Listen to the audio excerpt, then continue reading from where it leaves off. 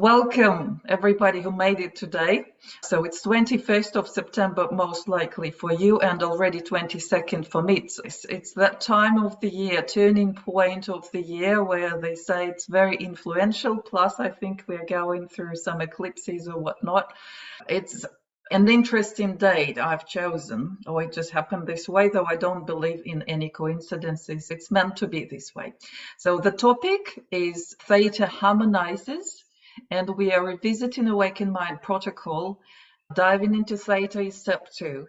And I do invite you to look broader at what I'm going to present today, because as I explained before, Awakened Mind Protocol could be a micro model for our everyday activities and life in general, if you are attentive and you can stretch what I present into your life.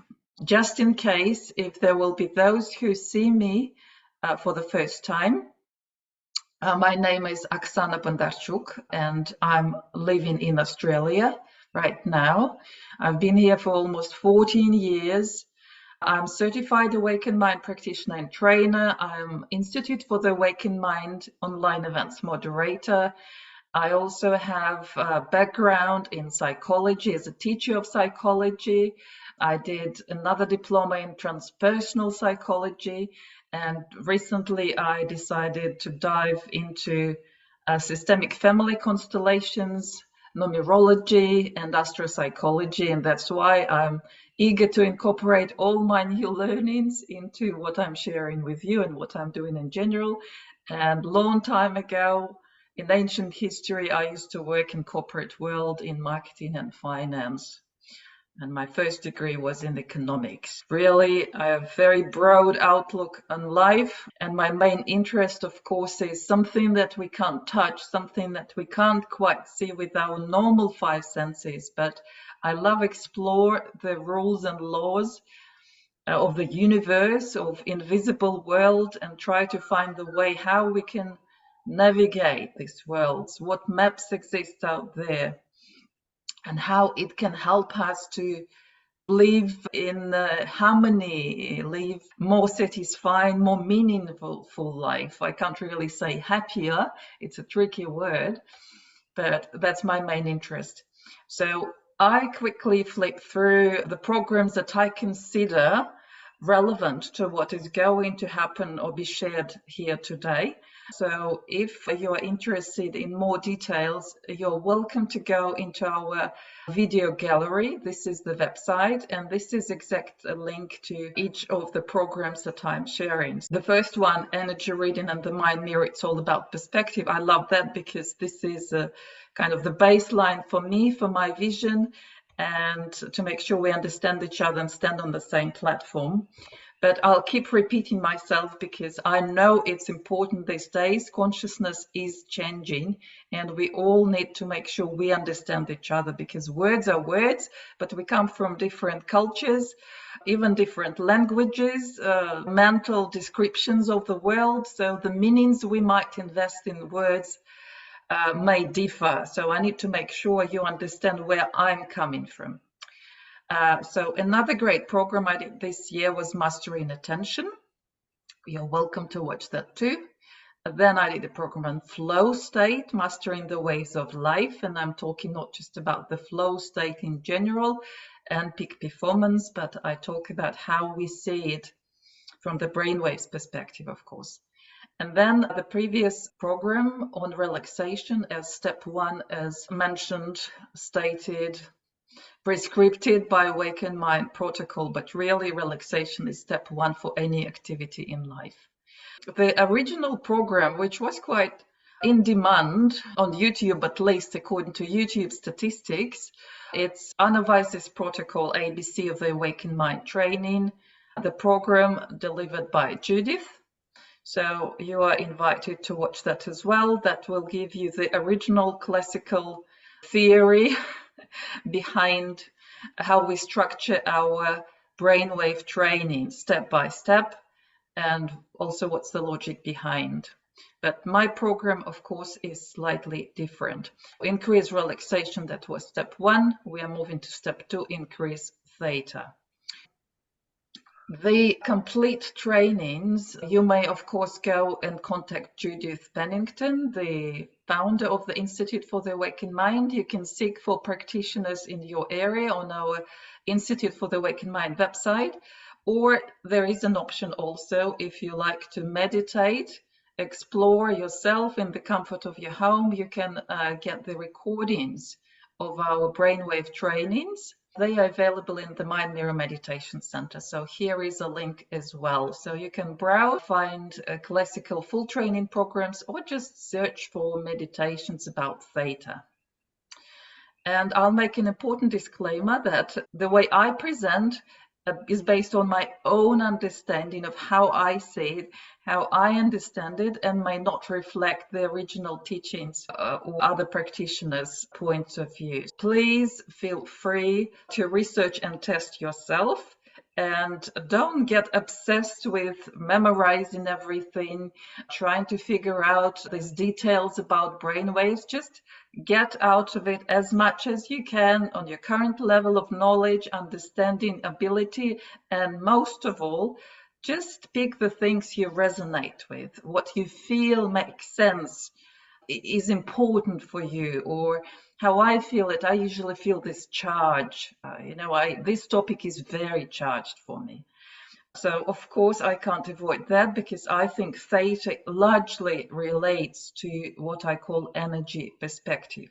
So I won't go into too much detail, just to make sure our baseline, the platform from which our train departs today, is the same. We stand on the same platform of meanings. Okay, so central Theta related concepts and principles of meditation and energy work. First of all, going to Theta is like going back to our roots.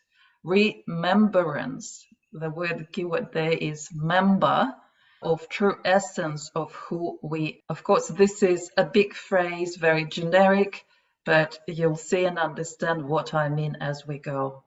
I don't want any abstract terms here because I explained in my program about energy reading that life is something that I can envision almost like Alex Gray, like visionary artist, as a flow of energy.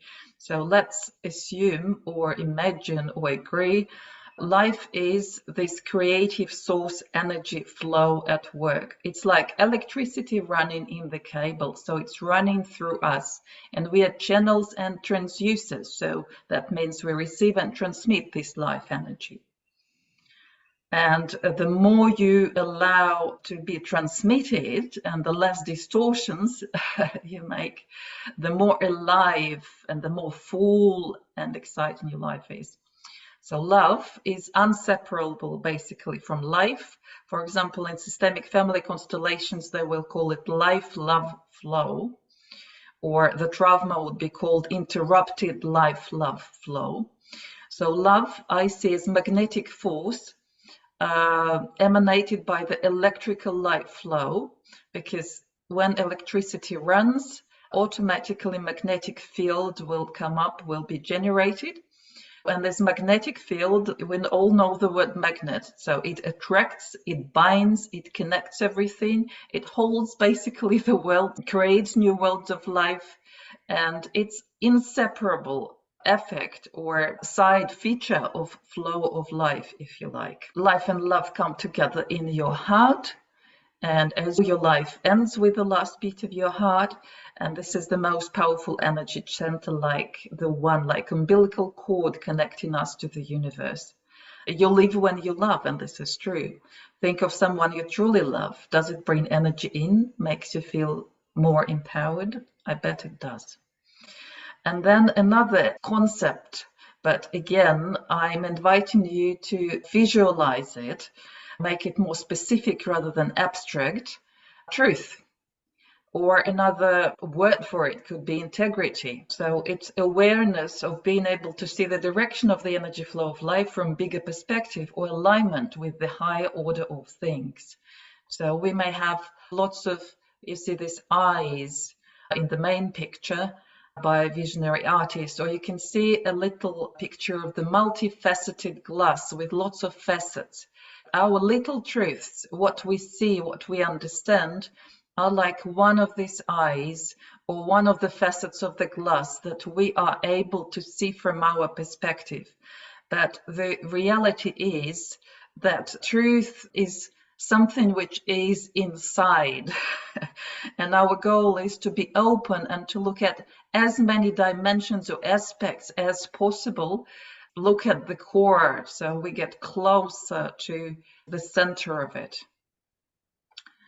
Then creation, it's because very often Theta comes with requests for creativity. Where is my creative spark? It also lives in the Theta frequency. So creation is a natural quality of expression of life energy flow, which with love wants to bind things, magnify, try more and more iterations, experiences, forms, and thus grows its own perspective and evolves. Basically, this is another good visual representation that what we create is more like what we channel. That would be more accurate explanation of creativity and creation in general. Imaginations, here we come no longer, here, this is not the concept, this is the tools that we use when we want to work on our mind, develop our consciousness. So imagination, it's just the mode of operation that helps us to grasp the intangible world or simply work on the energy level. And remember, we're not just imagine, because imagine refers to vision, but we more sensualize. To be precise, we apply all our senses. Imagination is more like sensualization. And attention is like magic wand or vector, which directs the flow of our life energy, pointing at what we would like to create and amplify. If we're not very conscious, it will still point at something which is important for us. And we'll have to deal with it, right? We'll have to make it conscious and deal with it. These are the magic basic tools. And how we do it through meditation or meditative exercises. And this is not a certain ritual or practice like it's only when I sing mantras, it's only when I'm sitting still in silence, it's only when I'm listening to some guided audio meditation, some words. No, meditation, the essence of it for me is about a subtle tuning. And besides tuning, it's tuning to connect and restore our connection with the life energy flow and shift our perspective to the bigger one and manifest and create. I hope that was a good reminder for you to understand where I'm coming from. Now we come to the usual part, brainwaves by the mind mirror. I quickly explain the essence of brainwaves. Then we'll look at the map of consciousness by the mind mirror. I give you a quick review, summary of previous programs, especially the one related to step 1. And then we'll see how we dive from beta to theta, what theta actually means. So here we come. First of all, let's agree that brainwaves, they would represent human energy field as registered by the brain and measured in frequency, because we all have energy field, and brain is this registering device which collects information and registers what's happening in the field. By looking at the waves, you can obviously see that there are waves of different frequency or different length. And it's maybe important to remind that each frequency category has its own function. They don't come up all at once. As we are born, we gradually build them up. Like we start with slow delta, and that's when we grow a lot the very first couple of years of our life, because obviously it's very energy consuming process. And delta keeps us in deep sleep, energy preservation mode, which allows us to grow. And even later in life, when we are in deep sleep, we are still going through regeneration process and healing process.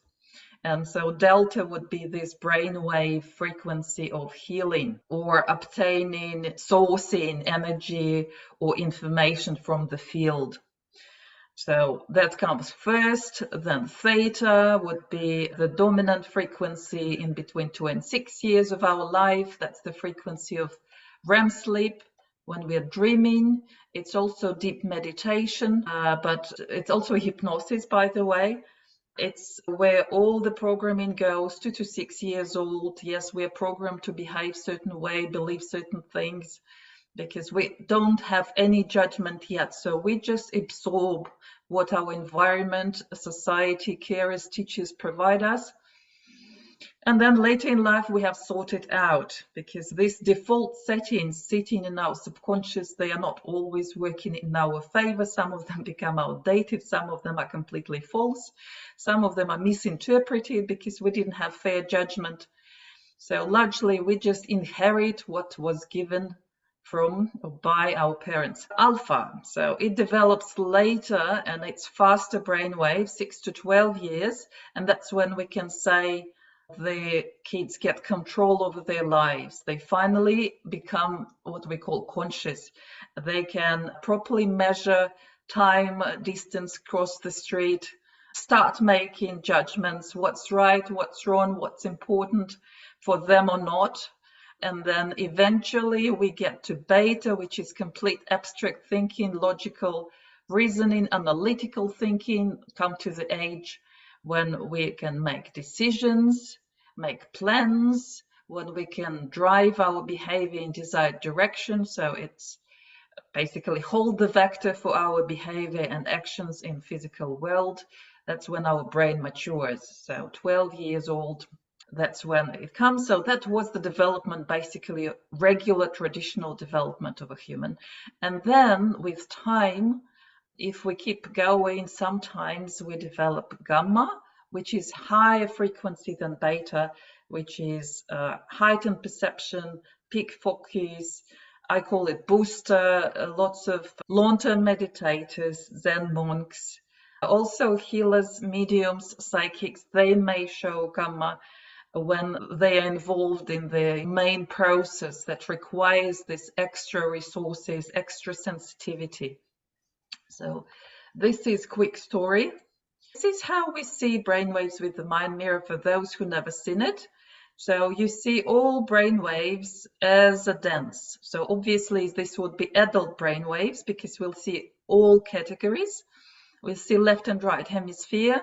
Frequencies are shown vertically and slower frequencies in the bottom, high at top. And what else I can say? You can see that in this particular case, with closed eyes, alpha in the norm normally should be dominant, and that's what we see. The beauty of the mind mirror is that you no longer see waves, because waves would be much harder to interpret.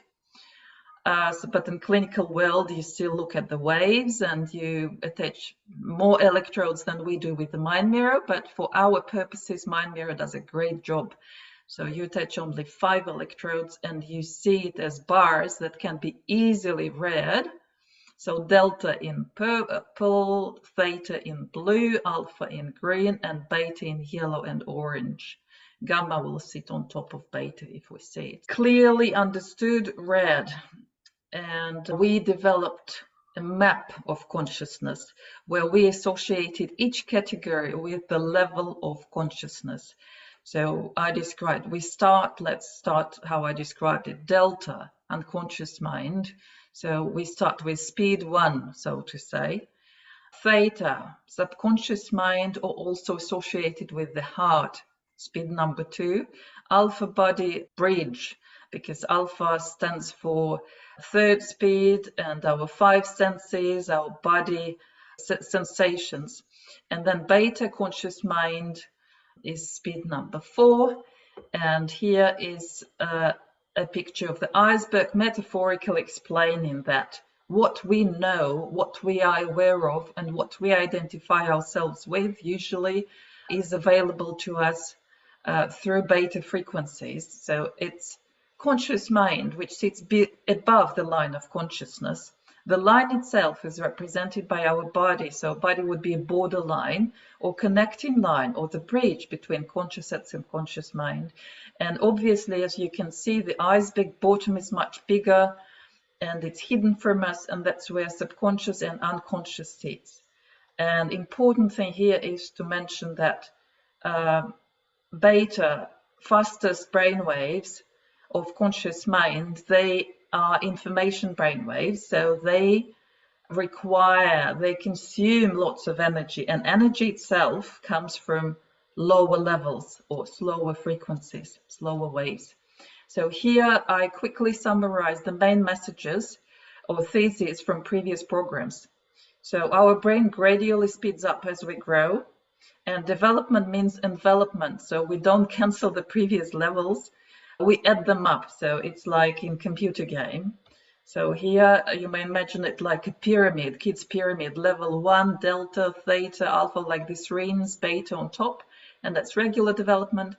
And then the story goes that if we want to grow and awakening, we actually go backwards in a way.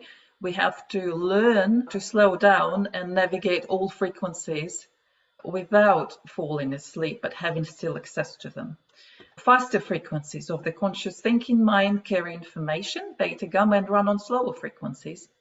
Combination of frequencies, especially dominant ones, define your state.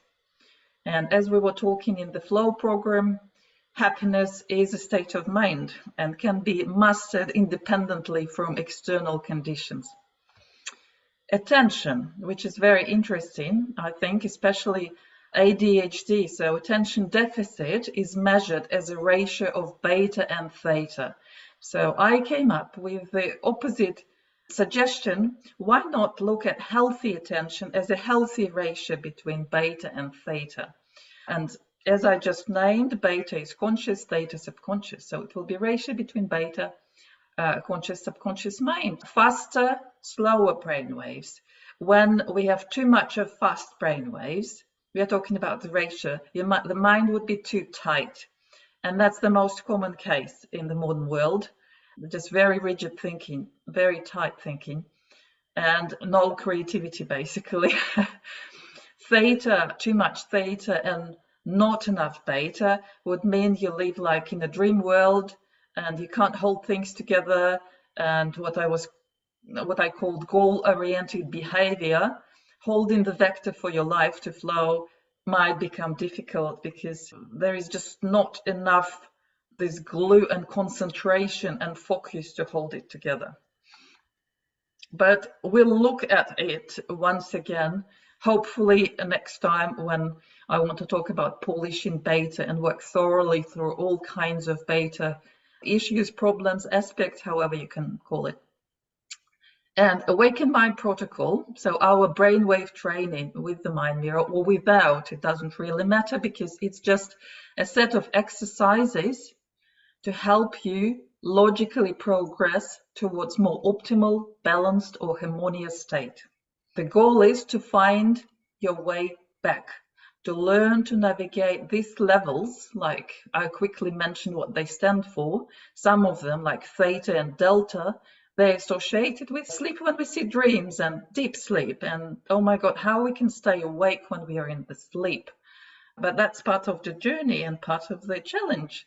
When we go back there, it's restoring the wholeness, maximizing your full capacity. It's waking up, right? So that's why it's awaken training. It is waking up. So step one that we looked at last time, once again, I'll repeat, the dominant brainwaves define the state you are in. So here is depicted the most common ordinary state where we live in everyday life, eyes open, fully awake. Beta is dominant. You see these orange bars on top. Fast brainwaves are dominant. So we are basically conscious, awake, to some extent maybe aware of our bodies, but many of us do not anymore these days because we are caught up by screens. So we are trapped in our heads more than anywhere else. So let's see what happens when we relax. We allow ourselves to slow down. And from 1435 hertz irregular waves, we go into 814 rhythmical waves of alpha. from cortex, so neurophysiologically beta sits in our cortex, so it's just the surface of the brain. We go into the core, thalamus, into this sensitive sensory processing hub of our brain, which sits in our kind of relates to our body because it processes all incoming information through our sensory channels, through our sensory receptors. So that's this, if we are transducers, so that's incoming channel detection of what's coming in. So cortex, thalamus, cortex. Then beta, orientation of our attention is external. Alpha, we start turning our attention inwards. When first of all we start remembering, oh, we have a body, we have senses. There is more than just the brain. We can sense. And alpha is something literally which helps us make sense. Then beta is more like we are fixated on things because it is part of the package, beta package. We hold the vector for life. We have to hold it steady. We need to concentrate and focus. As I said, it's part of the package of being logical, consistent. With alpha, we get a little bit detached. So I say if beta is you look and look at the wall, stand close, so nose facing the wall. Alpha would be you take 2 or more steps backwards, so you have some kind of space in between you and exploring the object you are exploring, and you have some freedom of movement, and you have probably better focus and understanding of what's going on, better picture. So thinking mind, we go and connect mind with the body. From unbalanced, we start balancing. From feeling separate, we start connecting. And we connect with ourselves first, with our body and our inner reality, what we can sense about ourselves. I know that's a tricky word to some in the modern world, but to me it's something like a common sense. It's my inner kingdom of my, I don't know, thoughts, feelings, sensations. That's my inner life, not outer life of the body that everybody can see, all my actions. So beta again. Energy consuming, fast information wave, and alpha gives you access to the next level, which provides you energy, the resource level. So when we relax, we open alpha and reduce beta. We address physical body, and physical body, as we know, it sits in this time and space. So in 3D reality, body is a great anchor. It's a great way to recollect yourself in here and now, and that's the only real reality, the point of application of our resources that we have.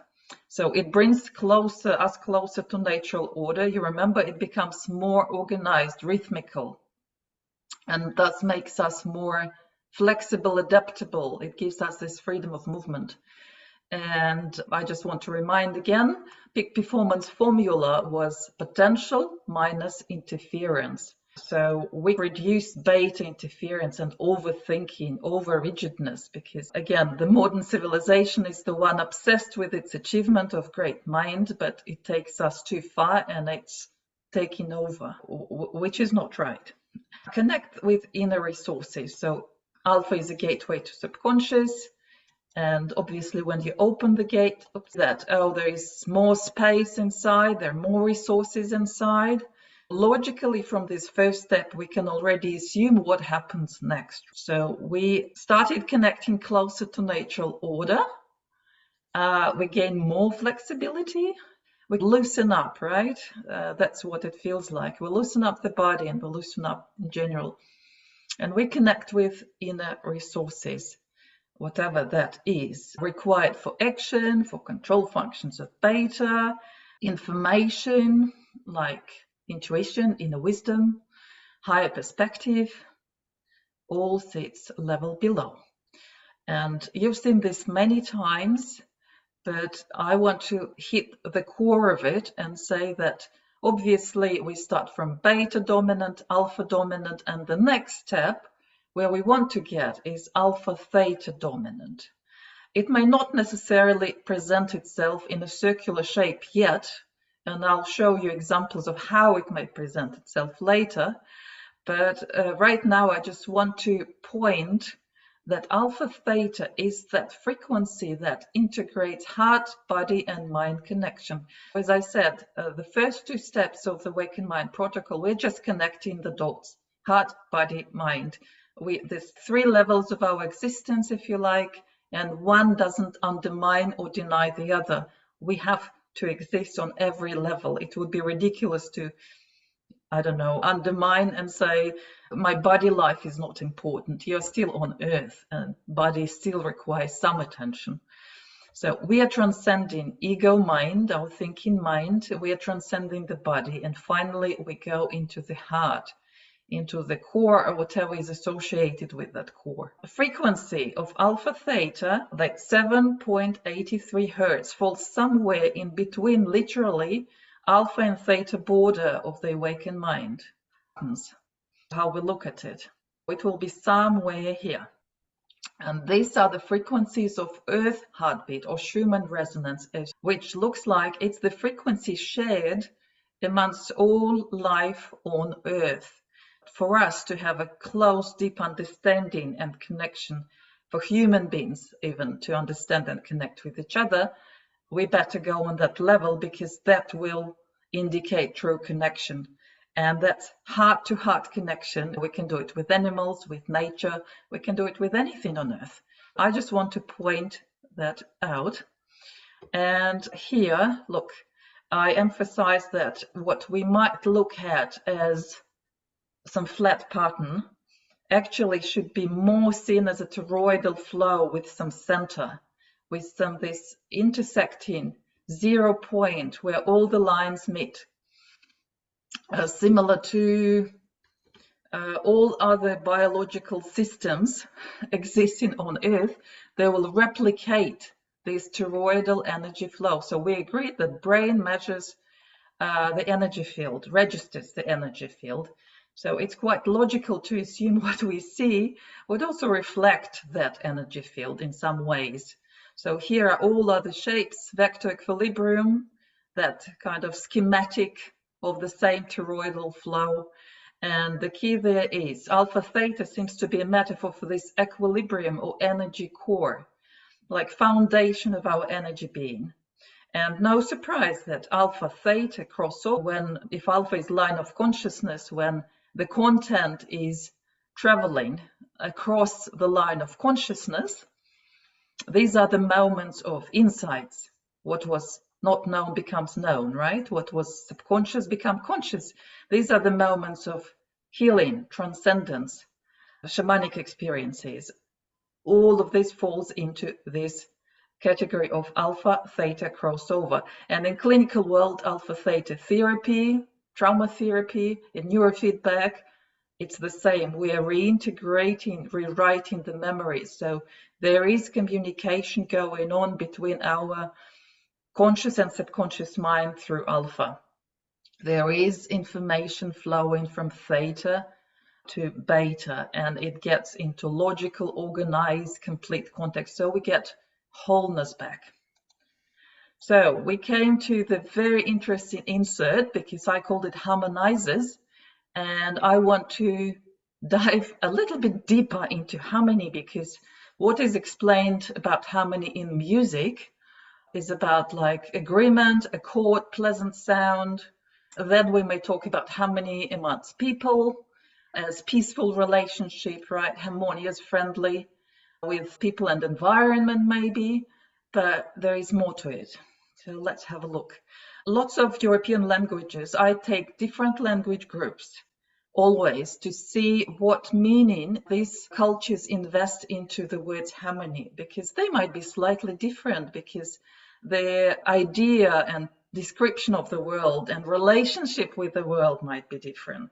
European languages mostly will take the word harmony. Harmonia comes from Greek, which exactly goes to agreement or concord of sounds. The verb in Greek originally comes from verbs to fit together or to join. So this reflects the idea of different elements coming together to create a pleasing whole. So some elements come together pleasantly as a whole. Okay, so most of European languages will repeat that.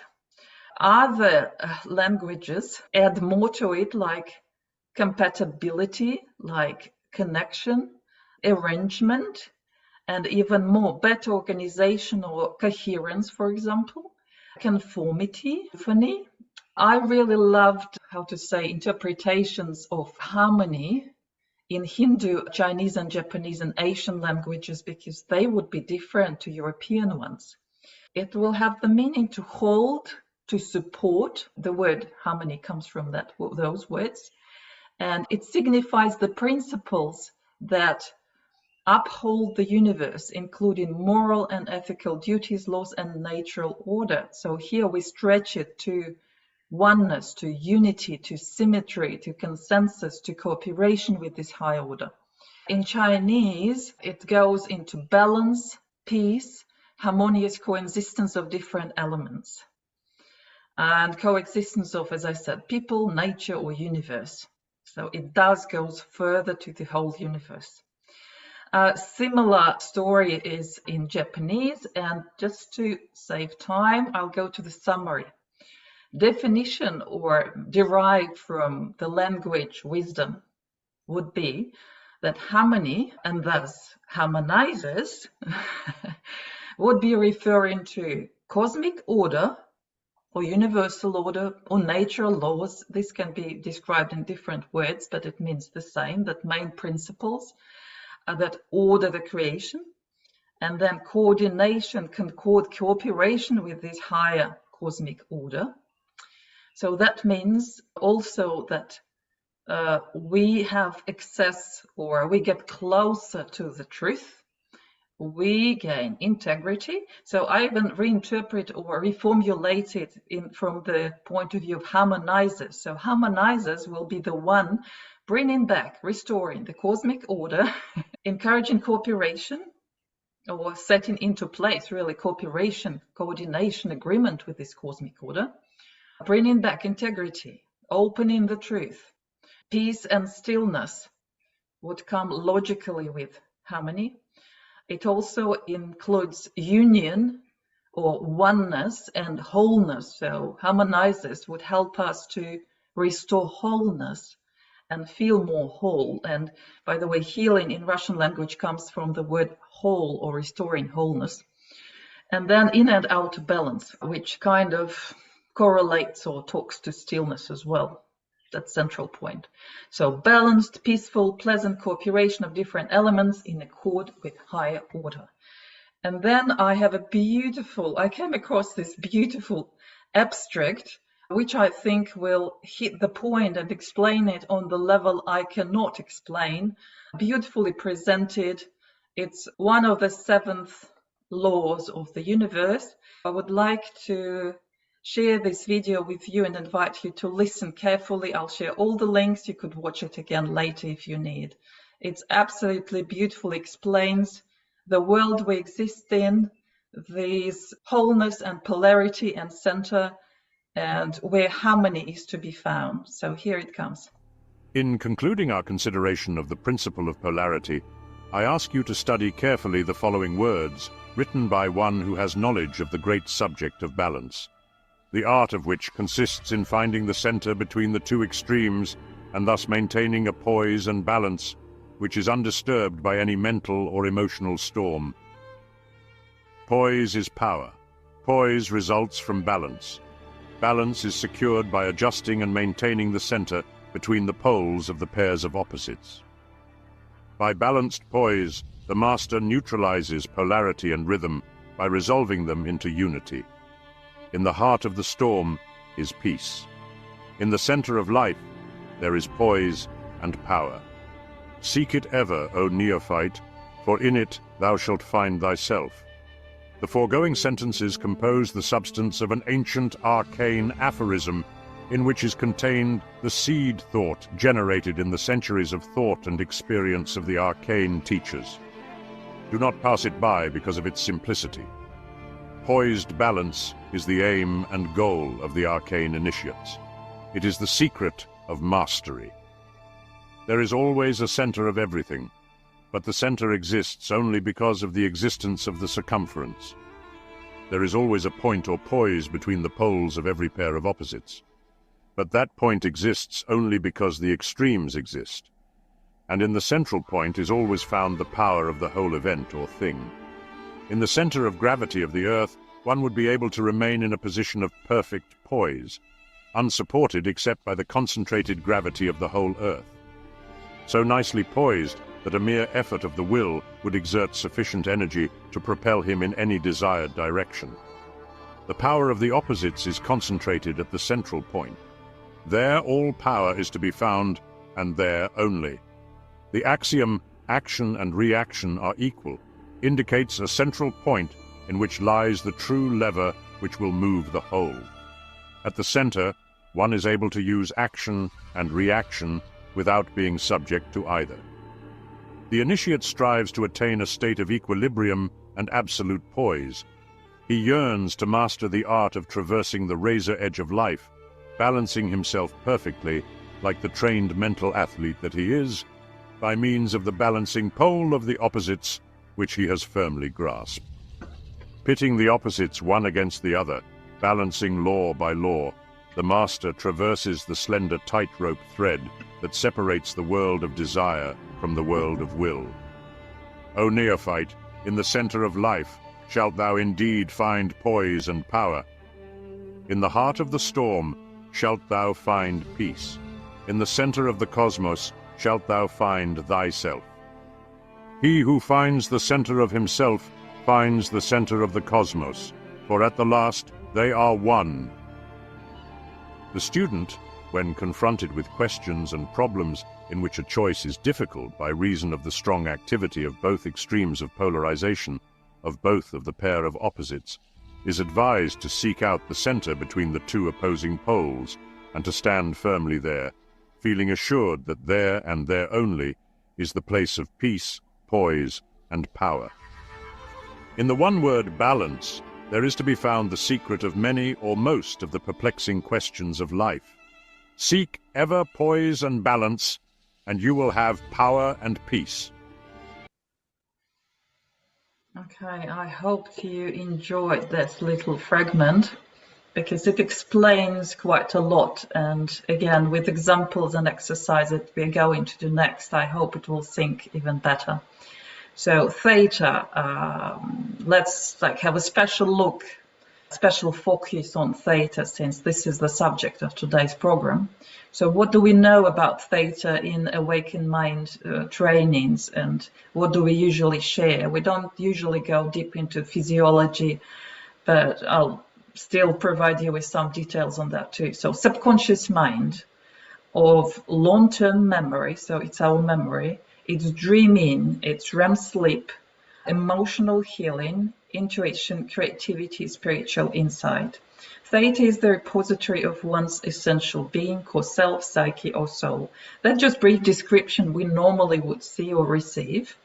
And in ordinary state, where Theta is it's actually bottleneck, here in blue, it's more like a ship, abandoned, never visited, but it may contain lots of gold, so it's worth going there and embracing all the gold, taking it on board into everyday life. So gaining the success rights to your default settings and programming, and rewrite them to better adapt to your life, make yourself more flexible. Then it can look like a library which is abandoned, again messed, in disorder. Realistically, it's a great storage space where we can find anything, or through which we can gain access to anything, because through alpha we get access to theta, and through theta we get access to delta, which will be the field, basically the universal field and everything that is. But we need to go through this frequency range first. So a bit more detail on theta from science and neurophysiological perspective. So general information was quite interesting for me, because actually theta was discovered during math calculations, not just sleep. So when you go through mental effort where you need extra resources, obviously beta will I don't know, consult or source something from Theta, asking for help. So that's a common thing as well. Wave. In terms of wave, it appears in short bursts only, few seconds with longer varied interburst interval enhanced by task load. For example, say math calculations. Location, so it's frontal midline theta. It's the only theta found in healthy adult. There are quite a few parts of the brain involved. I guess it's no point naming them all. But middle temporal gyrus, so we put electrodes on temporal lobes. So that's why we clearly read theta of the brain. Medial prefrontal cortex contributes to the wave. And the epicenter would be septohippocampal or limbic. It's that part of the limbic system responsible for our memory. And memory is something closely related to, it's one of the functions of theta, related to attention. Obviously, the more attentive we are, the better we can record the information or experience. So it's this encoding of everything. It's like a record keeper, really. That's the main function of theta. Executive task performance, learning, spatial exploration and navigation. So we add, how to say, maps of the world, external world, be it with our favorite saved GPS routes, these default settings and behavior models from our ancestors, or maybe it's our internal, external. So it's both. It's the record keeper, maps keeper, emotion, discrimination, motivation, behavior, salience, fear, impulsivity, also related to theta, because values, they sit on the same level. It's part of the programming package that we usually inherit and develop over a lifetime. What's charged for us? So I call it still the charge. That's how I feel it. We try to avoid things we don't like, and we are drawn to the things we like. It's simple as that, and that charges us. But it doesn't come out of nowhere. It's pre-recorded. It's like a memory cloud from ourselves, and after family constellations, I can say from our ancestors as well. It's all recorded as a cloud that we have access to, and that cloud travels with us from incarnation to incarnation, if you believe in that. Let's look at impact of frequencies. So deep theta, increase in the level of catecholamine, stimulation of memory. A little bit more deeper insight into what functions theta is involved into. Deep theta allows you to improve the quality of sleep, either minutes before bedtime or minutes before waking up. Theta, memorizing information, vocabulary, accompanied suggestions aimed at modifying behaviors. It's like this main construct or main maps on which all association kind of trains will travel in our brain.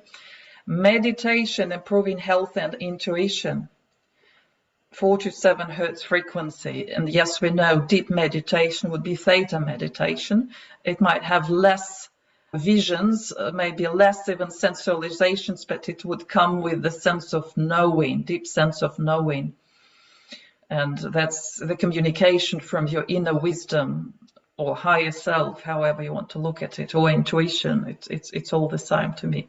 Theta for sub-threshold programming. Theta alpha improves understanding with active listening. Theta alpha, deep relaxation and stress relief. Theta alpha for practicing self-hypnosis and creative visualization. And so we are speeding up, as you can see, in terms of frequencies. Theta alpha, getting rid of migraines and PTSD. So I covered the main functions of theta, and theta alpha, or I just said alpha theta before, I named it the core, our energy core, which kind of is the foundation of our energy being and helps us to stay solid, balanced in the center, and allows for healing to happen.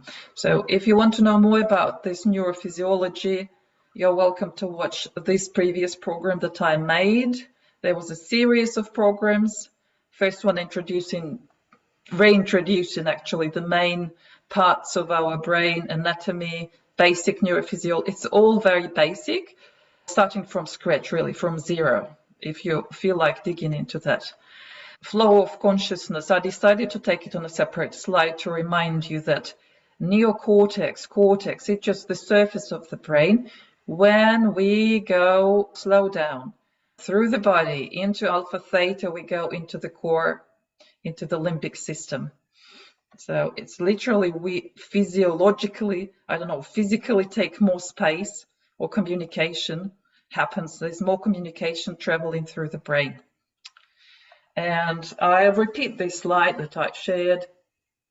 Beta versus theta. Beta, fast conscious mind.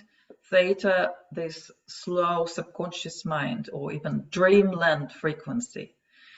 I'll read a couple of citations from Einstein and Tesla. So first one from Einstein.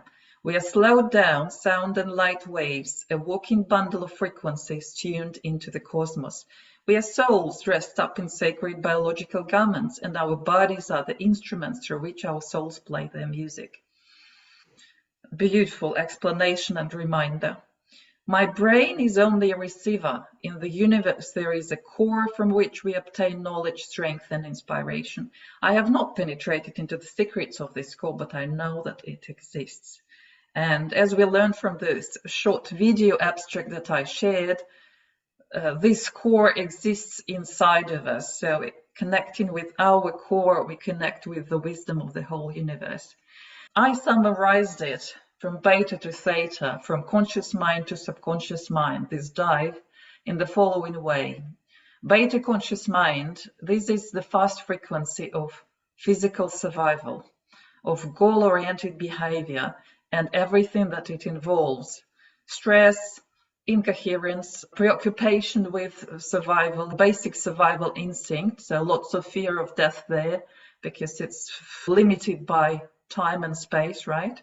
So it's about matter, particle, it's linear, and it's what we know. Our conscious mind is actually programmed by the past. So all it knows is its own past experience. Or sometimes it just picks on past experience recorded in theta from the ancestors as well. So it's limited by form, by our identity, what we know, what we think about ourselves, our lifestyle, our environment.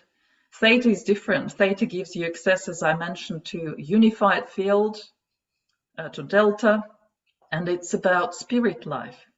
It's more balanced, it's grounded, it's coherent.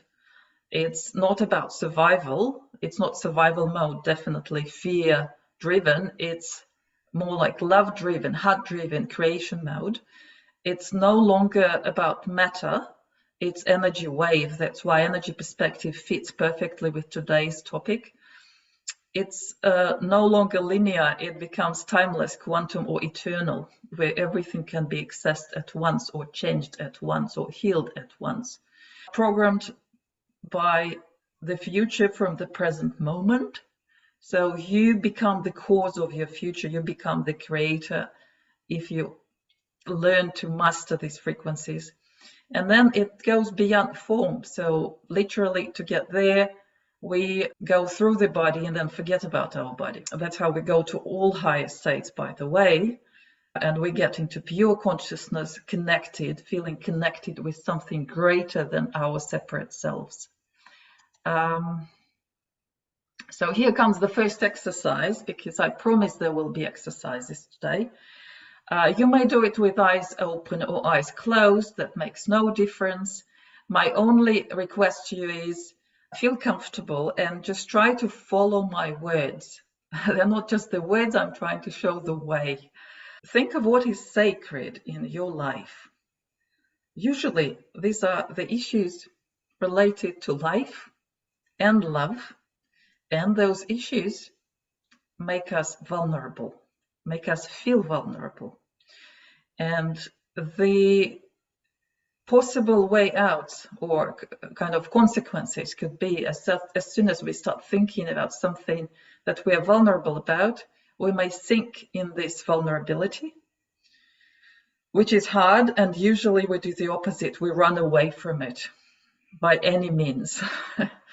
So if we manage to face and embrace our vulnerability with humility, empathy, and compassion, we will hit the core of what it means being human.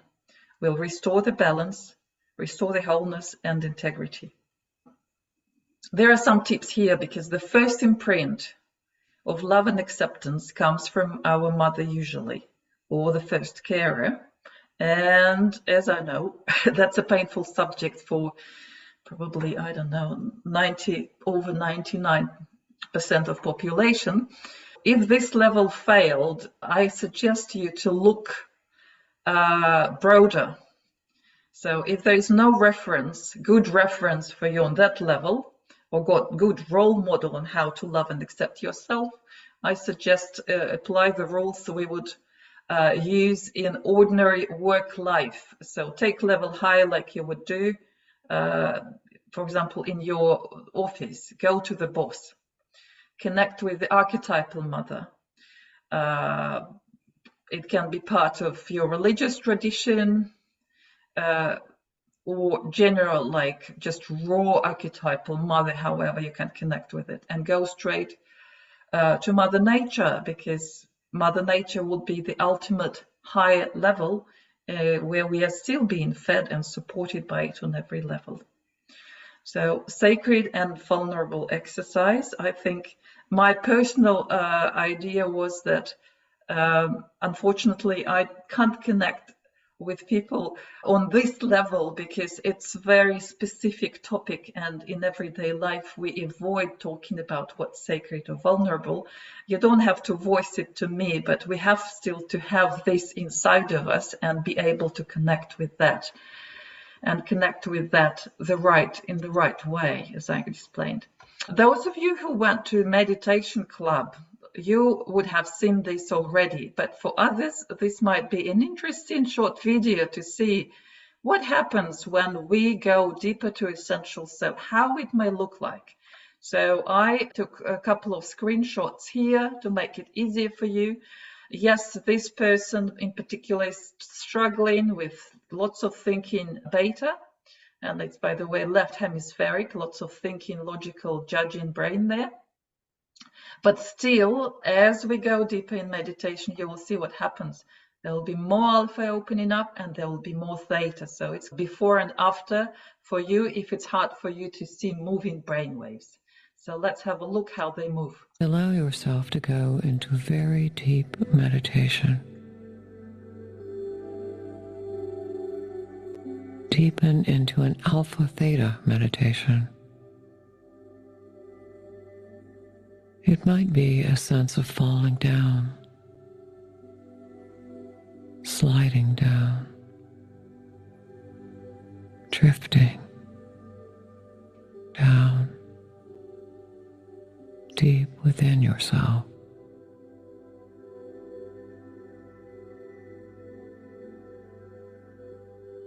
Begin to withdraw deeply, profoundly into yourself, away from the external environment, away from any surrounding sounds or stimuli. You may begin to feel a sensation, almost as if the very boundaries of your body are becoming hazy, vague.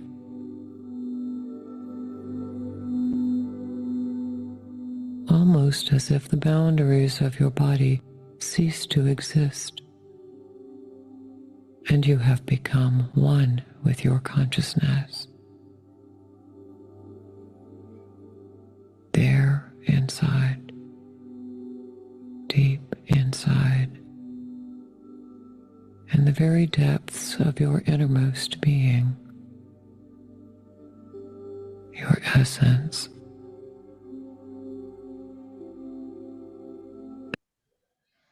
I hope you enjoyed this dancing brainwaves. Yes, and this is the struggle. And you can see that thinking mind doesn't like to give up the positions, but nevertheless, there are certain words that work like triggers. For example, when it said feel as one, you probably noticed the partner started approximating the circle and leveling out. There are certain triggers that work, and they almost every time work without mistake. So I picked a few snapshots from various meditations we've done over all these years of the Mind Mirror Meditation Club. So there wasn't any particular word search or test. It's just random, but overall tendency will become clear as I flip through them. So self-healing, and I mentioned before in Russian language, healing means restoring wholeness. And that means in terms of brainwaves, our shape becomes more whole, more circular, right? With least bottlenecks and nicely aligned. Let's keep moving. Remember, and we know Theta is about memory. Look here, it's very unusual pattern where, say, on the left side, Theta sticks out and becomes bigger even than Alpha. Remember, there is something going on Theta frequency that will push information up to conscious mind. We are remembering. I in I am. This is absolutely amazing one. I in I am that remains as the story goes. In this particular pattern, it's almost a circle. Plus there is gamma on top, so there's some bright personality behind, very evolved and quite sensitive. And in this particular pattern, I in I am, it's literally your spirit, your Theta sticking out on both sides as dominant in this whole pattern. It's not even Alpha Theta in this case, it would be Theta Alpha. Noticing the silence presence out of thought. Notices the silence, and that's quite interesting. So it's this observer, which no longer, observer often I thought was this lower yellow bar of beta. But as my experience with the mind mirror over the years showed, brainwaves very well reflect the truth, as if your body, it's like kinesiology test, as with the muscle test, the muscle strength will reflect the truth in your body. The brain waves feedback will in absolutely same way reflect the truth and prove the meaning of the words for us, or where they are and how it all works. So look, you that notices the silence sticking out Theta again on the right this time, hemisphere is considered to be more integral. Then presence, that's very interesting again. Theta Alpha, Theta comes dominant. And then out of thought, that's absolutely amazing. We see this unbelievable middle Theta bar sticking out much more than anything else. Very unusual pattern. Happy versus sad, I probably showed that before, but you clearly understand that sad makes you first of all shrink on many levels. You practically become one bottleneck yourself. Plus, in terms of volume, so this horizontal scale shows the volume of how loud your brainwaves are. So you shrink, your field shrinks. It was 9 or it was 3 when you felt sad, and happy takes you out to 9. That kind of talks to me as well. Happiness, again, maximum alpha here, happiness. And then look, beyond happiness, we see the sticking out middle Theta band again. I found it, don't have all the explanations in the world, but I found it interesting. So if happiness is something more to the body and earthly level, beyond happiness, it's pure spirit. Flow from highest intention. Stay with the flow of your highest intention. So that would be, again, the flow through Theta. Place of wholeness and divinity. Wholeness, again, circular. The circle would represent the whole, the perfect shape, the ideal. Divine fits with it. It's the ideal. It's the best. It's, again, close to circular shape. Freedom, a place of freedom. Much more Theta than in ordinary pattern, for sure. A place that knows no bounds, no limits, except those you choose to impose. And look what happens. Beta comes out. Limits you choose to impose. That's another metaphor for beta and Theta would be the rider, Theta would be the horse. So beta would govern and restrain and direct all the wild force contained, all the power contained in Theta. Shining like a midday sun. Sun is a symbol of love, of life in many cultures, starting from ancient times, and obviously approximation. Any reference to sun, to warmth, social warmth, love would give us more theta. Emotions, I was interested always, and I received quite a few requests over years to explore and research more about emotions and where they would fall. It looks like they would fall in the same alpha theta category. The emotions, it's something that connects our body, right? It's reflected, we sense good or bad, like through our body. Plus it reflects some inner processing of incoming stimuli, right? So it means it's compared what's stored in our memory, what templates are there, is it good again, is the templates bad again, is the templates, and then the reaction comes out in form of the emotion. That's what usually happens. So it would be alpha theta, affected by emotions. Quite interesting shape, isn't it? Tak, let's go next. Heart area. Focus on your attention on your heart area. Circling, organizing, heart, love, sun, all these harmonizers, they open you up, help you restore the balance and wholeness. Warmth radiated from your heart. Similar story.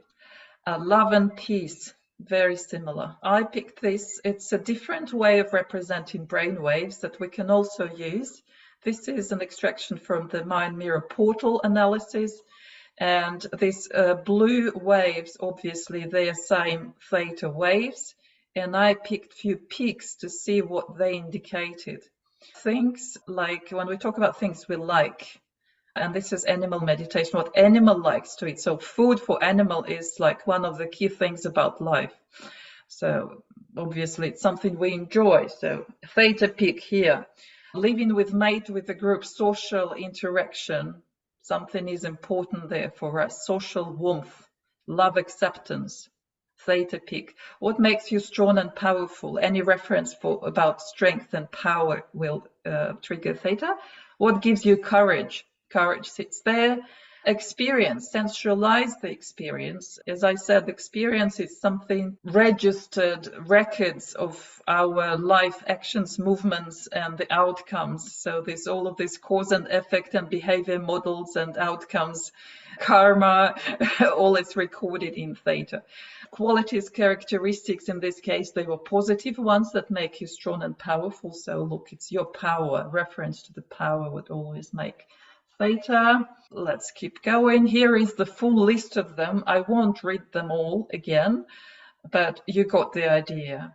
So we are slowing, spacious, dimensional, heart, body, mind, present, aware, whole, healing, spiritual, awakening. We surrender, and it's something ideal, it's potential, it's comfortable, it's happy or beyond happiness, it's freedom, peace, it's energy and power within. So summary, diving into theta summary. So the first step of relaxation was about zooming out, slowing down, connecting with the body and letting go of the body, losing the form, metaphorically cracking the nutshell open to see and access what's inside in the very core. And reminder, all higher states come after body relaxation. Even out of body, go through the body first. Step 2, dive into theta is about it's all about spirit. It's subconscious, it's subtle, so less tangible for us. It's harder to test, harder to believe, but it comes with a sense of knowing. That's the proof. So it's always about shifting perspective, shifting to bigger picture. I also call it individual ancestral cloud memory, default programming, meaning, values. And all of this is recorded as this energy charges that drive our behavior, our thinking as well. Connecting with the energy core, heart, soul, spiritual, divine, zero choice point. Access to the sources of all energy information, be it power, intuition, wisdom, creativity, or anything else. Having access to power supply, to theta, will affect qualities of attention, as it's supposed to stabilize and make attention sustainable, as well as increase overall volume and focused concentration. But then beta should be trained like a muscle to hold it steady as well. So it's in general, accessing theta, it's like entering another weight category in boxing. You can play bigger now. So metaphorically, we can say we are entering another dimension. We are adding extra dimension to our perception. So by diving into theta, we connect with the spirit dimension or next level depth, width, scale. So this shifts our perspective and allows us to see a bigger picture, adding extra filters of time and space, or removing actually the filters of physical time and space, as we know. I'm coming to the end of the presentation, so it won't take more than another half an hour. And I invite you to do some exercises with me. Again, eyes open or closed. For this exercise, I think eyes open are equally fine. Just go beyond words. Don't get distracted with slides. So shifting the perspective. I call it shifting registers. If you know the music, it's very similar to music. And in general, brain waves are similar to music of our brains, where, you know, who is playing the leading party, the solo, or who is driving the orchestra? Is it a good driver, or is it somebody disorganized and out of balance? Theta is lower, slower frequency. And similar to music, there is this higher pitch and lower pitch. Higher pitch, it's harder to sing in higher pitch. It sounds more artificial.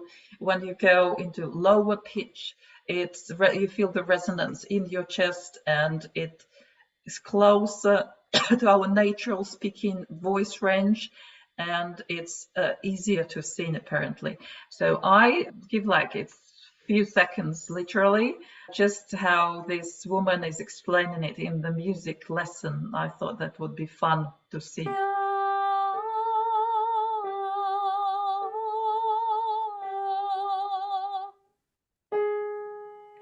Chest voice, head voice, chest voice, head voice, chest voice. And everyday thinking makes our mind or our thinking quite shallow, fast and jumpy. Do you know your register switch buttons? So here are some suggestions, and you may try it on yourself and think of what does the same to you.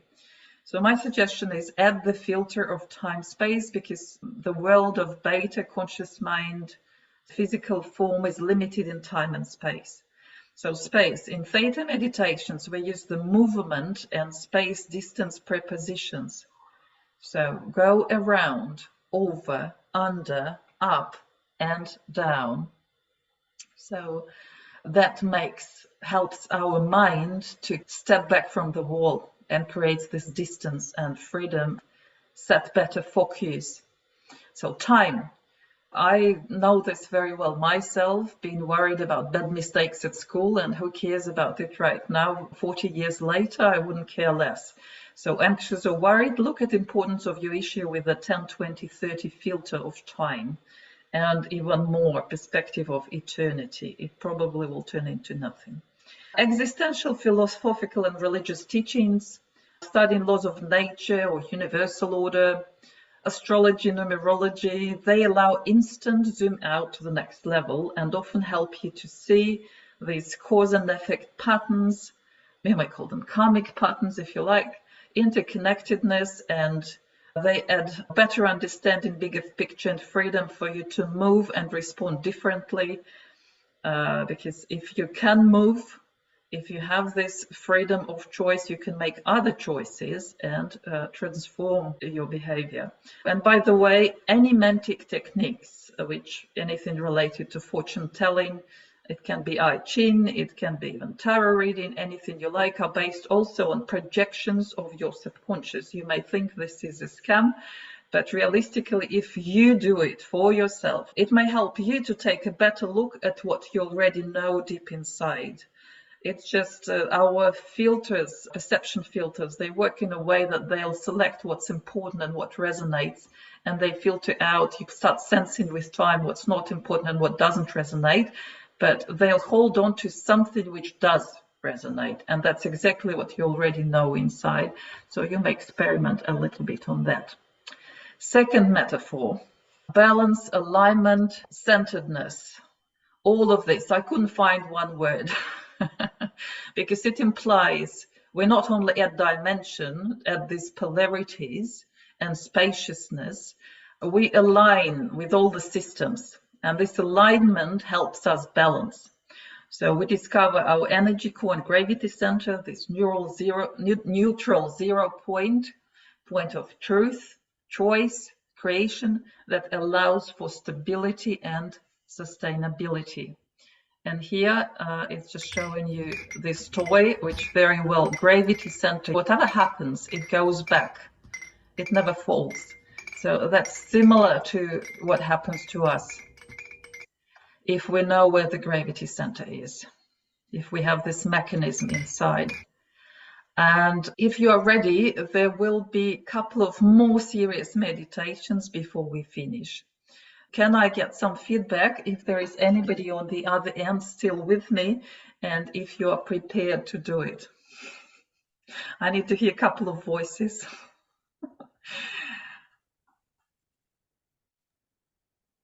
You can unmute and say that you are ready. I'm ready. Great. Okay, I think Too. Yes, great, thank you. Vertical alignment. Since we are talking about alignment, let's remember last time we were talking about nature, relaxation, and grounding. But realistically, we need more points, right? To stay balanced, you need more than 1 point. We have 2 legs to balance. And 2 is important for balance, as we know. So I invite you, this is like 3-minute meditation from my favorite meditations course. It's not full meditation, it's just a small fragment that helps you to align you as a human, align your energy structure. So please take a comfortable position, and for this one I will invite you to close your eyes and enjoy it.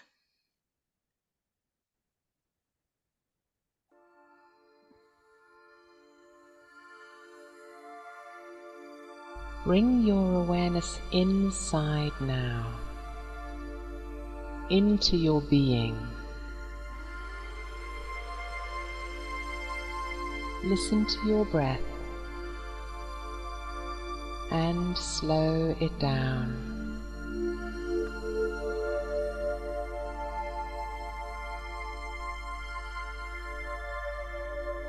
As you say the following invocations, understand that your wish is your command, and so it is. Say out loud, I call light to myself now.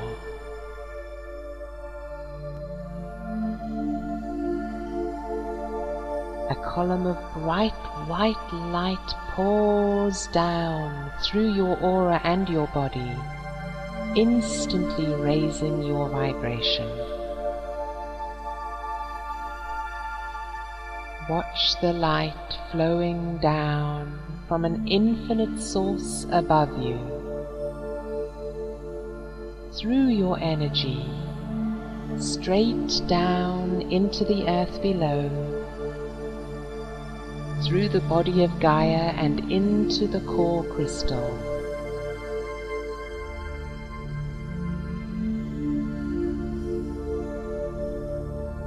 You are in a state of vertical connection now with all that is above and all that is below.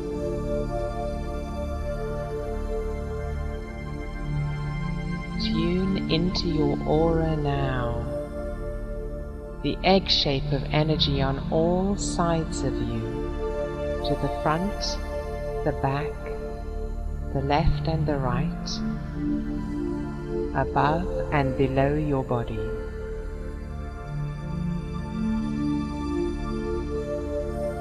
Place your attention at the very top and very bottom points of your aura, your cosmic and earth star portal chakras. Affirm, I open my cosmic and earth star portals now.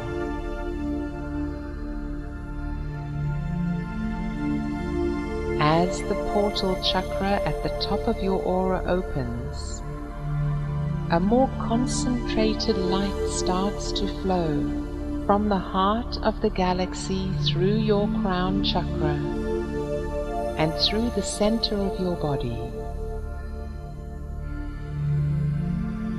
Watch it move through your root chakra and through the chakra at the bottom of your aura, which is now open in preparation for grounding.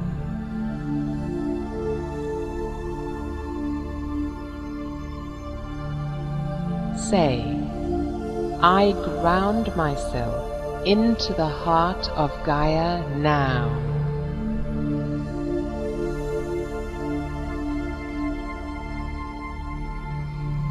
And send a cord of light from the second chakra in your belly straight down through the root chakra and into the core crystal of Mother Earth. The iron crystals in your blood go into resonance with the beautiful magnetic iron core crystal, and you experience yourself as one with the Great Mother.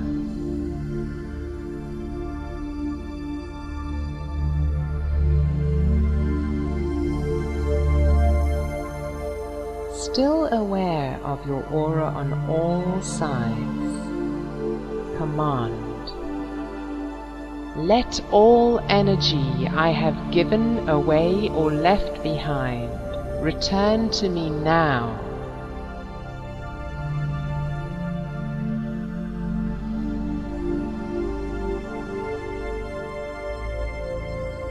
Feel your energy returning into your energy field and body, perhaps into certain chakras or from a certain direction.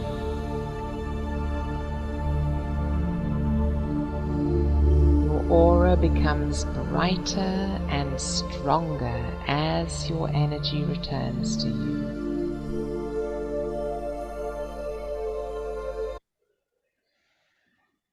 Sorry for interrupting such a beautiful journey. I can share the full meditation with you. It's available for free online. So the next one you can do with still eyes closed. It's a simple one. That's horizontal alignment. So close your eyes if you opened it and imagine on your inner screen the planet Earth. And look at it as if you could have a view from a cosmic space station. And make a mental note of what you pay attention to, where your focus goes. And now you may open your eyes and I'll ask you a question, and not necessarily you should answer, because most of people were focusing on land. For whatever reason, our mind picks ready shapes and forms to focus on.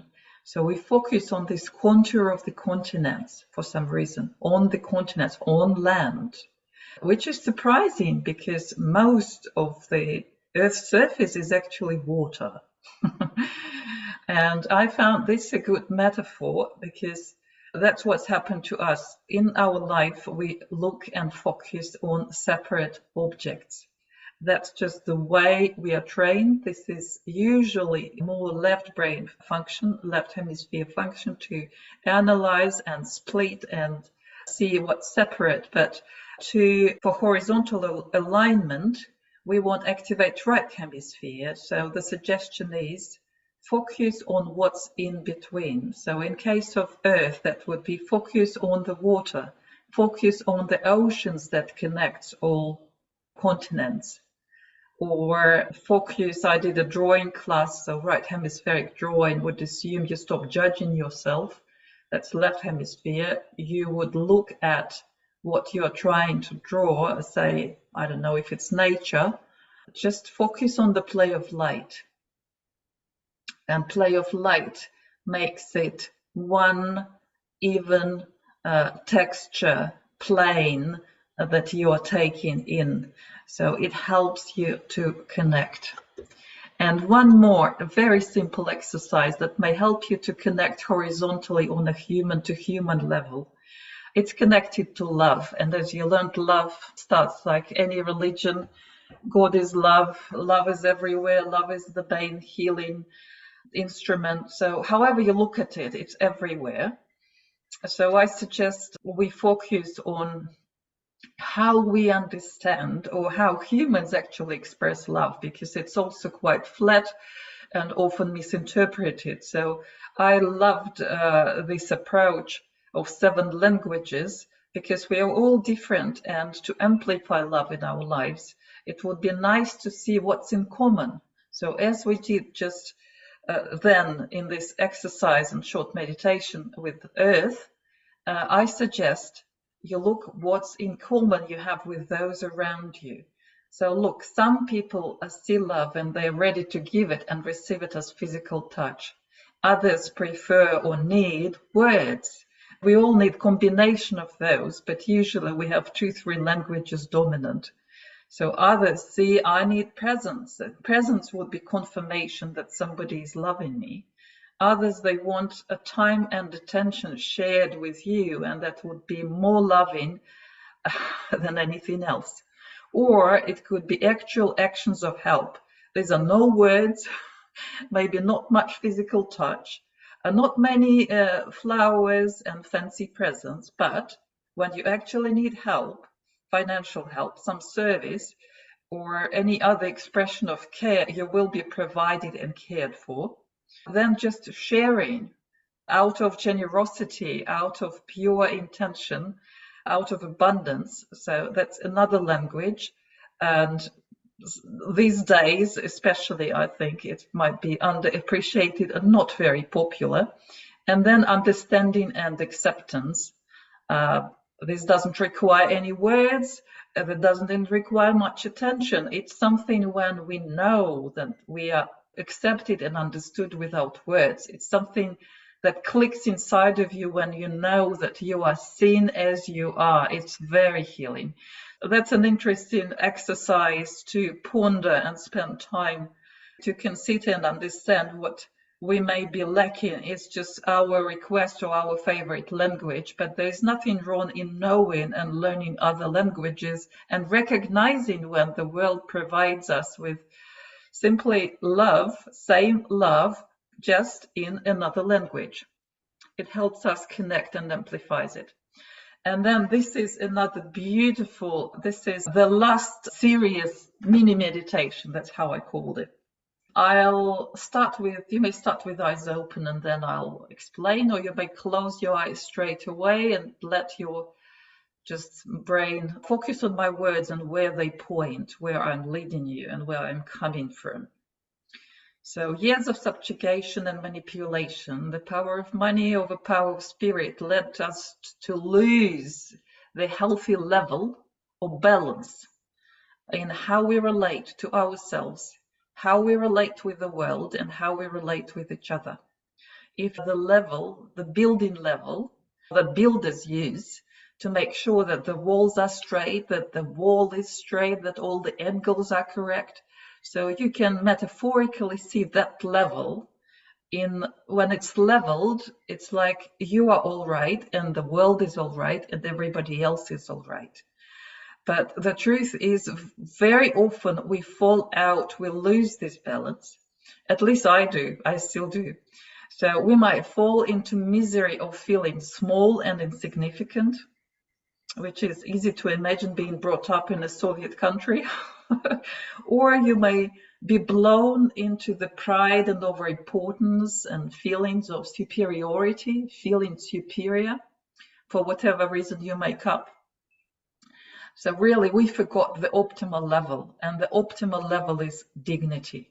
This exercise, very short one, is aimed to reconnect you with the lost power and dignity by traveling along time, along the river of life through time, to far, or to be precise, very first ancestors.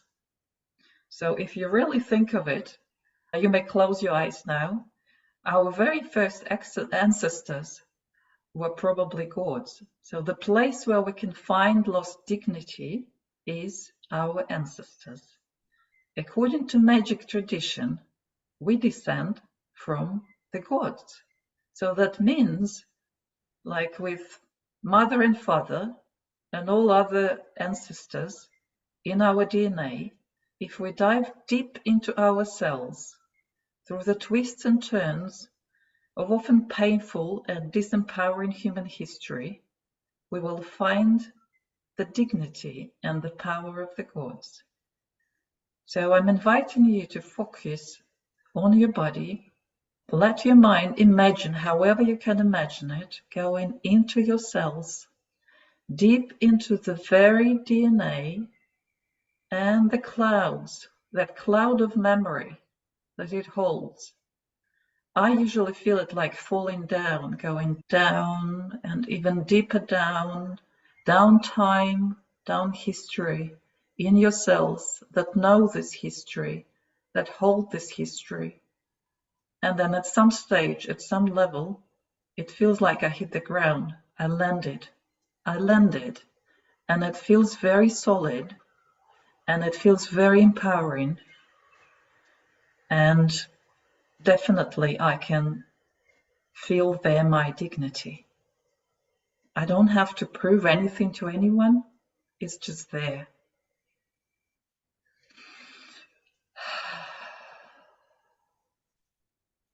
It may not work from the first time, but you can repeat this exercise just on your own during your regular or after your regular meditation practice, in the privacy of your time and space and no time restrictions. Just keep falling until you find it there. I found it. It's an amazing exercise, and it was a brilliant idea that came to me when I was listening to some of the lectures on magic. So please welcome back.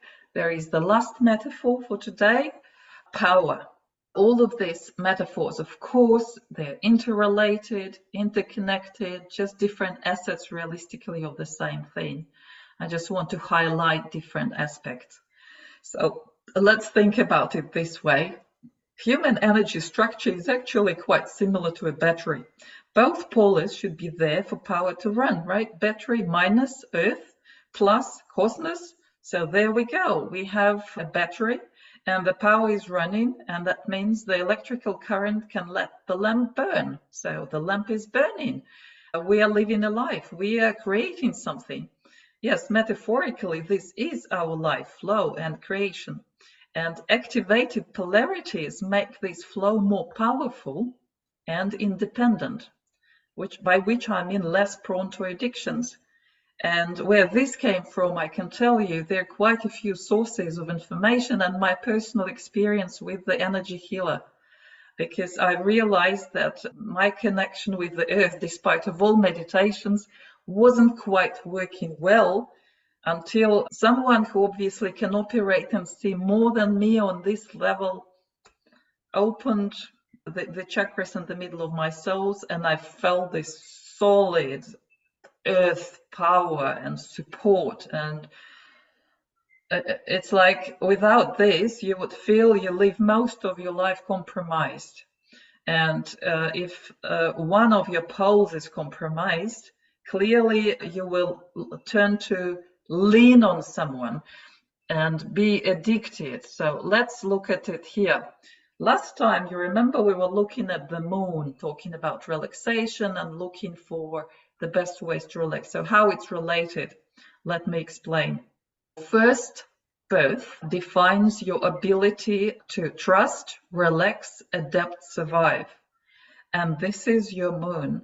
And with moon comes your inherited survival programs from your ancestors. These behavior models that once helped them to survive, or the price they had to pay to survive, and thus there will be negative charge, and you'll try to avoid these situations or behaviors by any means, because that would be too scary. And the thing is that first years of our life, pregnancy till 3 years old and even a little bit more, we live in the energy field of our mother, which means we are energetically dependent on her. Later, the second birth from this psychoastrology school that I'm sharing with you now happens around 3 to 10 years. These are just bursts, so to say, and they define our ability to express our unique self, feel value, energy, and confidence. And it comes with separation from mother and noticing another energy. It's not necessarily gender related, it's about the impulse. So when we are young and small, we take in. It's impulse of outside in. It can be called feminine, but let's avoid any gender references here. It's just about the direction of this impulse, inside out. You take in. And then with the father or any other male figure, that the carrier of that cosmic energy, by many Vedic tradition, for example, will consider man be the main carrier, the dominant carrier for spirit energy. It has another impulse. It's inside out. It's about this desire. It's about expression. It's about creativity or creation, your uniqueness, certain ability to assert yourself. And I'm talking about nice way to express yourself in this world.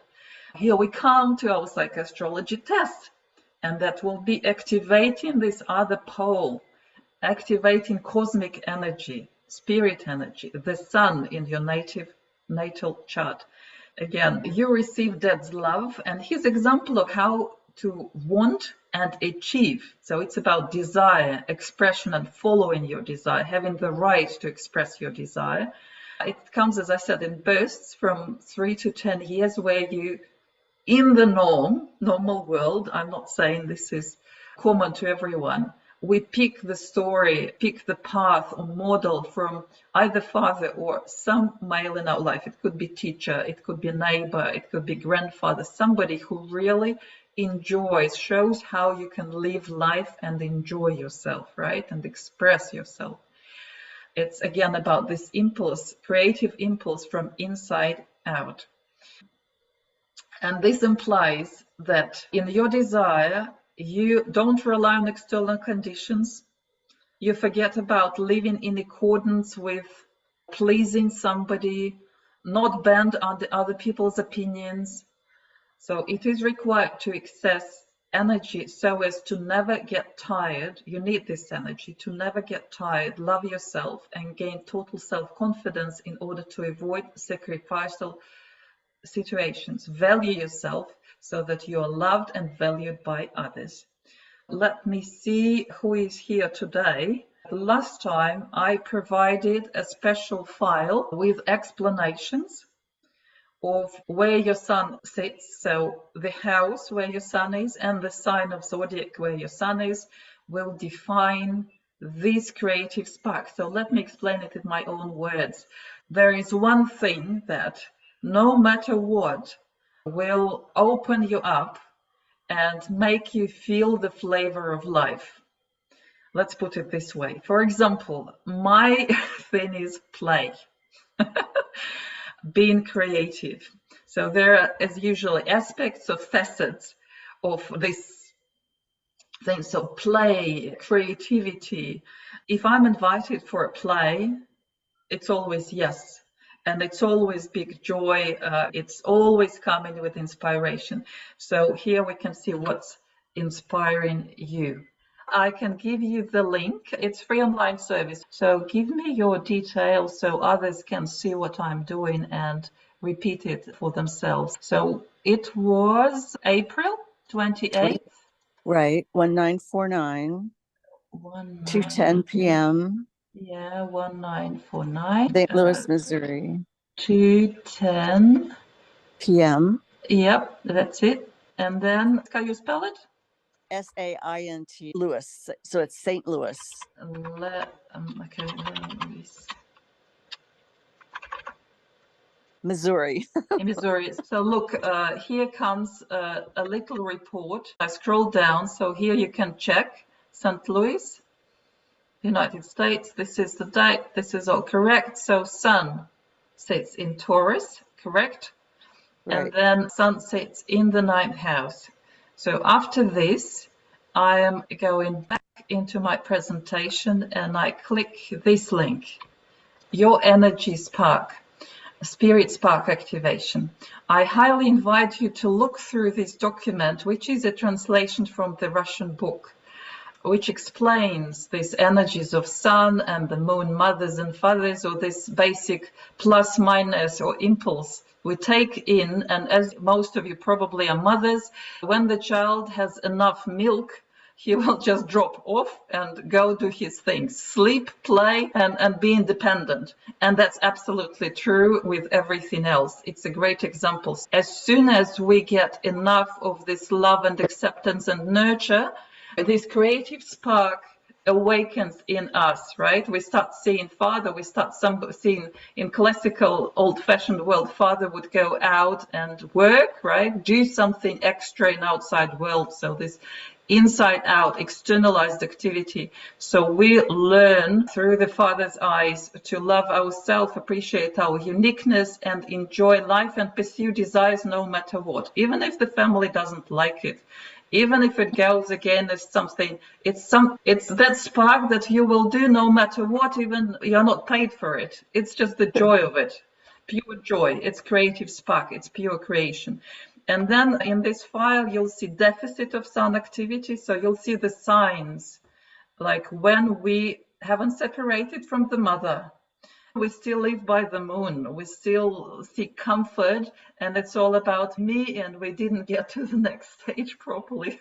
Maybe with your clients, I'm sure we are quite mature here, but if you have in your practice to work with others, or just look at your other family members, that may be a good hint to see what's going on that level. So really, to feel energized and inspired by life, you need this activity. So I'm scrolling down. I'll share the links with you. House number 9, what will be there? The 9th house is the house of joy for the Sun. This position of planets is considered favorable with energy disharmony. Native means the person born on this date will be naive about life, expect too much from it, look at the world superficially. So after a person works through his Sun, he can become a teacher or a mentor for others, help them in their development. Sun igniting actions for the native with the Sun in the 9th house will be here. Attention comes the most important part. Paying attention to one's own development, receiving and giving others information, knowledge, traveling where one can study other cultures and traditions. In other words, the 9th house is the house of higher philosophy, higher morale, universal orders. So here, welcome. Yes. Welcome on board. Quite a few actually, when I was looking through, quite a few of you have 9th house there where your Sun shines, because that's exactly why you like what I'm sharing, because my moon sits in the 9th house. So it's my nature, and I simply relax doing and sharing these things about high philosophy and universal principles. My moon is in the 9th house also. So Sun, moon, Venus, Mars, everybody's there. So you must be an expert who will basically hold the light for everybody and shine this light and show, hey, these are the vectors, the right values for you to go. This is how the world is created. And you love all the subjects that I'm talking about here. That's where we have things in common. And the thing is that obviously it will be modified slightly by aspects, and don't be confused. Even aspects that can be considered negative, they eventually can become your talents, and they may make it can turn it into positive, or positive can become stale and turn it into negative. That's why whatever these lines that you see in between planets, if you want to enhance your interpretation, you can look there. But for now, the signs. The sign was Taurus. Sun igniting activities for Taurus are those that will lead him or her to stability and health. For them are important leisurely, collecting valuables, growing flowers, living a life of pleasure, accumulating material wealth in spite of those who claim that it will have a bad effect on spiritual development. I don't think that would be a problem with you because, as they say, with years, the house will dominate over the Yes. sign. So as we grow older, the house will take over, probably early in the years, that's fine. It most likely was the main focus on material wealth, but then it goes away, it just fades and you can't help it. So that was it for analysis. I don't want to take simply more time because you can have a whole separate program on that. So that's why I give it to you as a home task. And the last thing I'll do, I'll share the very last slide of my presentation, the original one. This is your home task. So first of all, check what ignites your sun and whether you separated from the mum and whether you are living fulfilling life in the flow. These sun igniting activities can be equally called flow activation activities or flow entry activities personally for you. So read it as a recommendation to bring more of these activities into your life so you have more energy, more inspiration, and live more satisfying life. And this one is my Harmonizers list, and I invite you to build your own as a home task. So let me quickly review it. So you remember that multifaceted glass. See each facet of the glass as doors to resourceful state, resourceful. So we go back to the source and resource what we need from there, okay? So these doors could be life and love, the question to ask, what makes you feel alive and amplifies love in your life? Seriously, it's a great exercise. Go in before bed, review your day, and not just the major things. Oh, I received inheritance from my uncle, $2 million, great, hooray. No, even like a stranger smiling during the day could be a great theme that puts some spark in you. I don't know, your child playing or anything could be it, like nice weather and sun shining in the sky. So review every point where you had this maximum contact with life that filled you up, that inspired you, and collect these moments. If you put special focus on that, believe me, it's the first remedy from depression, to amplify love and life in your life. Sorry for repetition. So review your day-to-day activities with a focus to make it more conscious and exactly what is inspiring, what is charging you. Spirit, seek spiritual knowledge, meditate, create your own rituals, or simply remember about the power of spirit in your everyday duties to yourself, world, and others. Communion with others, cultivate dignity, acceptance of yourself and others. Seek a support group, or at least one person who can accept you and see you fully is a whole game changer. Also seek and tune into those people who are in tune with their truth, which implies universal truth too, and aligned more than you. Engage into a group or communal activities that will help you to feel this wholeness on that level. Communion with nature. Observe and learn from all natural processes around you, its beauty, its power, its balance. Absorb the qualities that you need from the basic elements. You need stability. Connect with the mountain, with the earth, with the ancient tree with big roots. Mountain to me is the best one. You need fluidity, flexibility, connect with water. You need speed, clarity, connect with air. You're lacking energy, connect with fire. And do it with sensualization. It's as simple as that, but this is real magic. Truth, eternity, spend time, and that's actually often considered to be the second step in awakened mind training, is silent meditation, complete silence. So spend time in silent meditation, one-on-one with the universe or one-on-one with eternity. That's how I call it. Let all masks fall and integrity restored. It may be hard in the beginning, but it makes me ultra serious and sober. It's like true awakening or sobering, if you like. It's a very good exercise when you feel lost or small. Kindness and empathy. Exercise generosity of your heart.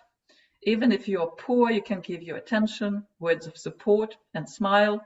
Do not forget to be kind and compassionate to yourself as well. Beauty, seek beauty in all forms. Nature made the human creative. Develop good taste, aesthetic sensitivity in general, and enjoy the subtleties. Creativity, discover and let out the natural expression for the flow of love life through you in any form of creativity. And by creativity, I do not mean you have to be necessarily a musician, writer, composer, or artist. Creative thinking also counts. And don't be too stiff and serious. Humor is one of the most creative healings. So that was it from me today. I very much hope you enjoyed it. And as usually, I'll provide follow-up email with everything that I shared today. So you'll have presentation slides, all the links will be there. There will be this presentation with AstroPsychology chart, so you can see what's igniting you. You're very welcome to write, ask your questions. You have my email. Thank you, everyone, and see you next time. Have a good day. Thank you so Good much. night. Thank you so much. This was so professional. It was beautiful. Thank you. Thank you very much. Thank you. Thank you for your attention.